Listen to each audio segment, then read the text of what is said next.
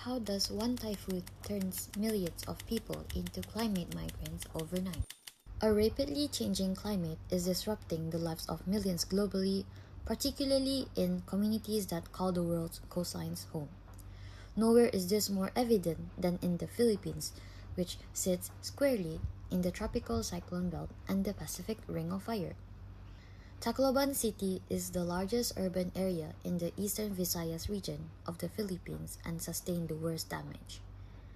Super Typhoon Haiyan, which also known as Yolanda in the Philippines, was one of the strongest tropical cyclones in history and made landfall in the Philippines in early November 2013, with winds exceeding 300 km per hour and a 5-meter storm surge. The typhoon affected more than 14 million people across 44 provinces, claiming the lives of over 8,000 people and displacing million more. Typhoon Haiyan's aftermath underscored the importance of disaster preparedness, response coordination, and ongoing support to foster resilience in the face of nature's impact.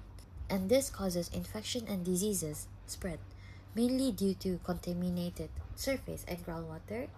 Survivors fought for food and supplies, and power supplies were also cut off for months in some areas, which education was also disrupted as schools were destroyed. The event prompted a large-scale humanitarian response led by the government of the Philippines and with the support of its civil society, the private sector, and the international partners. One cannot tie a particular weather event like this to any climate effect. It's impossible. Secondly, there hasn't been any warming for at least 15 years, so it couldn't be due to global warming. And third, this particular typhoon called Yolanda in the Philippines is not unusual, and something like this occurs every couple of years, which is stated by a Fred Singer. Haiyan was considered one of the 3 deadliest and most powerful typhoons to have hit the country in the past 117 years. The first occurred in October 1897 with a death toll of 7,000, and the second was in November 1912, which left 15,000 people dead.